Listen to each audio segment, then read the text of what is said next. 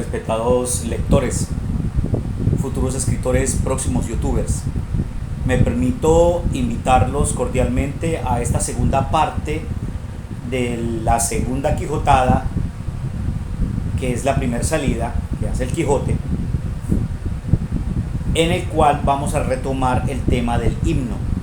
El himno como manifestación de la lírica, es decir, de la poesía. Entonces partí del principio de entregar una propuesta a un establecimiento público. Entonces en esta segunda parte, como ya hicimos una primera parte, la primera parte fue de carácter estructural. En esta segunda parte vamos a comprobar si de todas formas el texto que presenté es un himno o no es un himno. Entonces, bienvenidos, muchísimas gracias por su atención. Hay que partir de un acuerdo, el acuerdo social. El lenguaje es un acuerdo social. Y yo parto de las definiciones que hay en el diccionario de la Real Academia de la Lengua, en la RAE. Yo tengo un amigo que en medio de sus viajes de la propia nubecita dice que con la RAE se limpia el trasero.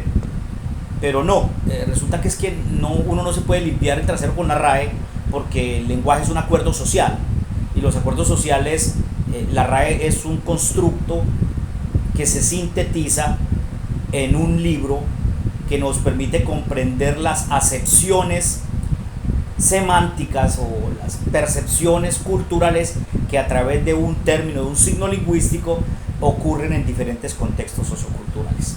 Entonces vamos a partir del concepto de la RAE, priorizando o teniendo en cuenta que el himno es un poema que narra las hazañas de los dioses, de los héroes, y pues obviamente en los últimos tiempos se le anexó también un sistema de alabanza a Dios, o sea, al Dios judeocristiano, y también a la Virgen María.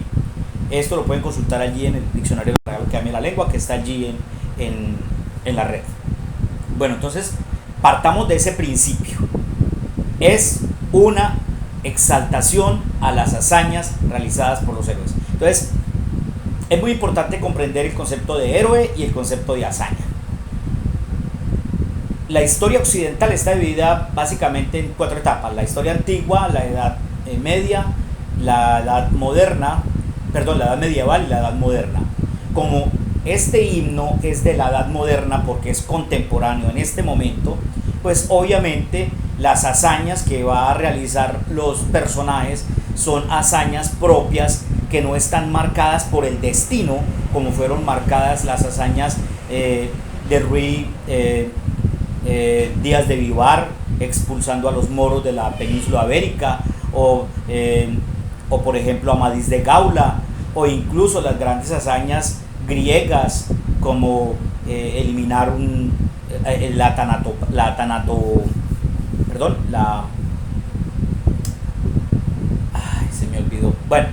las grandes hazañas griegas como la de Jasón cuando mató a la Medusa, entre otras.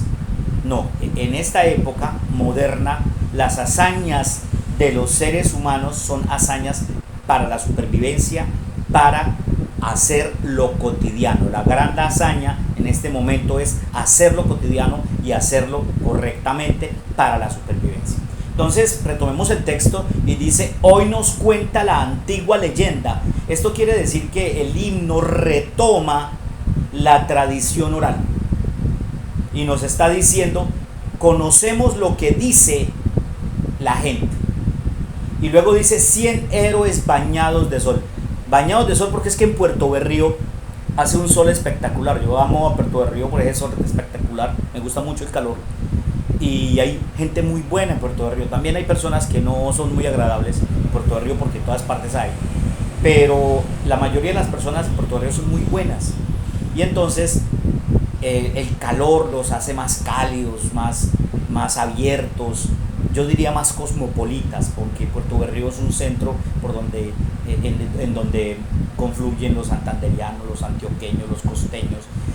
Incluso en el colegio donde trabajé había conmigo 5 santanderianos, 6 chocoanos,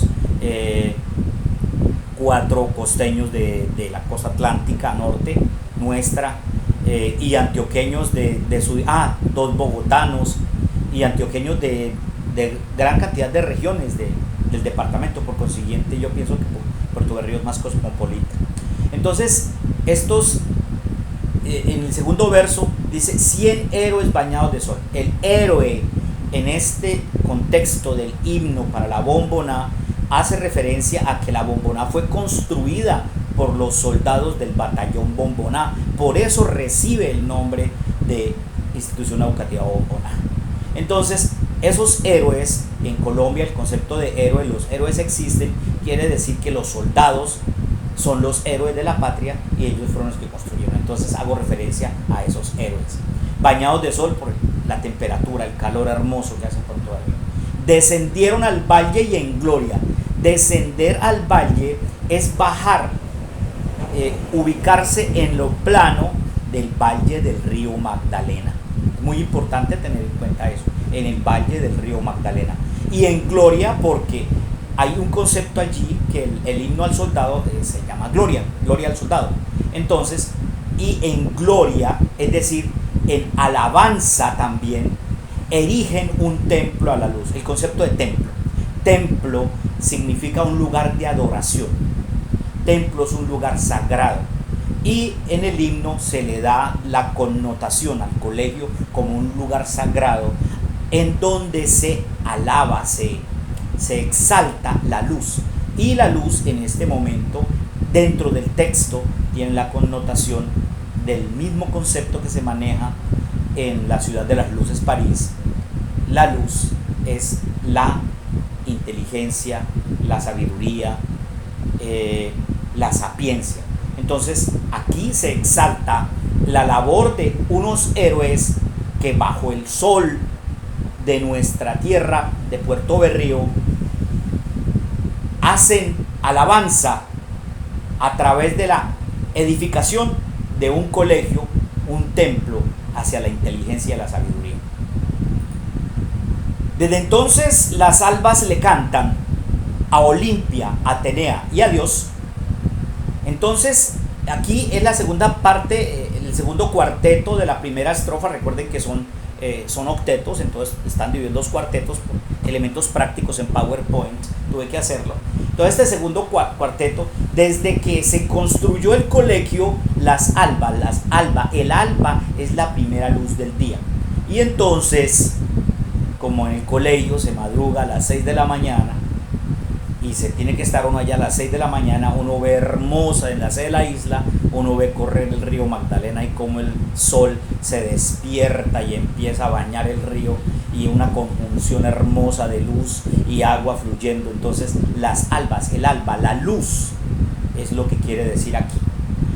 Le cantan, cantar es alabar. ¿A quién? A Olimpia, griegos, Atenea, griegos, y a Dios, y lo puse con mayúscula para también hacer una especie de sincretismo cultural en el cual se pone a Atenea, la diosa de la sabiduría, y al Dios judeocristiano al cual muchos de nosotros tenemos nuestra fe predilecta. Entonces este himno exalta la grandeza de los dioses, se le canta a los dioses a través de la sabiduría. Atenea, la diosa de la sabiduría. ¿Listo? Y a Dios, la esperanza. ¿Qué se canta? La esperanza, el sueño del hombre que hace historia en esfuerzo y valor. ¿A qué se canta? La gran hazaña. ¿Cuál es la gran hazaña en este momento, en la crisis social que nosotros vivimos? ¿Cuál es la gran hazaña? Tener esperanzas. Muchas veces educar implica que enseñamos contenidos y no enseñamos para la vida, para darle esperanzas a las personas en un futuro, en el futuro. La esperanza de el proyecto de educación ambiental, de decir vamos a manejar los residuos sólidos con el propósito de que tengamos un planeta para nuestros nietos. La esperanza, el sueño del hombre, la esperanza, la utopía del hombre que hace historia con esfuerzo y con valor. Son dos cosas diferentes. El esfuerzo es el trabajo que me costó realizar algo, pero para ese trabajo, que significa tener esperanza, se necesita tener valor. se necesita asumir los retos, los riesgos que implica tener esa esperanza. Algunas personas hicieron críticas al himno y dijeron que no, que ese himno no servía, pues bastante, no servía porque no se cumplía lo que dice ahí. Pero es que el himno no es una misión que cumplir, el himno es una alabanza, es un canto. Entonces ahí lo que muestra la persona que hizo la crítica es ignorancia, que está bien ser ignorante, pero utilizarla como argumento para denigrar sobre un texto demuestra que es ignorante y además de eso atrevido. La otra crítica que hicieron algunas personas al respecto del himno es que utilizaba un lenguaje rebuscado. Por favor, el alba, las albas son los días, la primera luz de la mañana, Olimpia, las Olimpiadas, Atenea. No me diga que no conocen la palabra de Dios. Es decir, algunas personas quisieron o pretenden denigrar de un texto literario sin conocer la historia que cuenta, sin conocer el vocabulario que se maneja y además de eso también desconociendo cuál es el concepto de un himno. Si ustedes analizan más adelante, dice que la palabra que crea universos es Dios, porque Dios ni siquiera tuvo que hacer, al único que hizo fue al hombre, y a la mujer los hizo del vapor de la tierra. Al hombre lo hizo el vapor de la tierra, a la mujer la hizo del hombre. Mientras que aquí dice la palabra que crea universos es Dios, que está de frente y florece en su virtud. Y esa palabra que crea universos también tiene otra connotación dentro del mismo texto. Esa palabra está todavía fuerte, férrea, florece en virtud. Es cuando la primavera empieza a sacar las flores. Nosotros vivimos en el trópico, es una primavera eterna porque vemos flores y nos parece tan cotidiano. Pregúntenle a las personas que viven en las zonas donde hay estaciones, el placer que da ver la primavera. Y entonces aprenderemos a apreciar nuestra eterna primavera. Como le decían a Medellín antes, la ciudad de la eterna primavera. Esa palabra que crea universo sigue hablando en vida de todos aquellos que el silencio sustrajo su voz, de todos aquellos que ya murieron. Es decir, que este es un himno porque canta, porque alaba a los héroes que incluso ya fenecieron. No voy a seguir explicando el himno.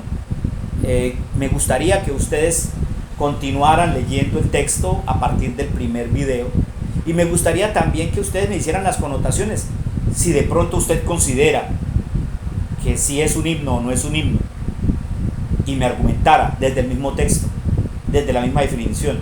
También me gustaría que me diera su opinión si en realidad es un vocabulario muy complejo, o que también me dijera que si es que estos elementos, por ejemplo, de tener esperanzas, de cantarle a Dios, a los dioses, a Atenea, a la luz,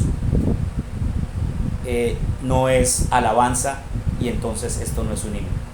Los invito a suscribirse, a darle like o dislike de acuerdo a su preferencia, y también los invito a compartir con las personas a quien también les guste la literatura como una forma de la felicidad. La felicidad no se le puede obligar a nadie, se le puede enseñar a ser feliz. La felicidad puede estar en el silencio, en la oscuridad, en un libro, en una pieza musical. Pero el asunto de la estética es diferente, porque la estética y la felicidad son individuales. Pero el de la estética, aun cuando es individual, hay una estética social que a veces nosotros violentamos porque creemos que lo burdo, lo vulgar, lo pobre es lo que hay que exaltar. La pobreza del lenguaje, lo burdo, lo vulgar, eso es lo que hay que exaltar, y entonces terminaremos en una de esas grandes nubecitas que se mete mi amigo terminará diciendo que los grandes académicos son las personas que consumen alucinógenos y también son los que cantan reggaetón. Buenas noches.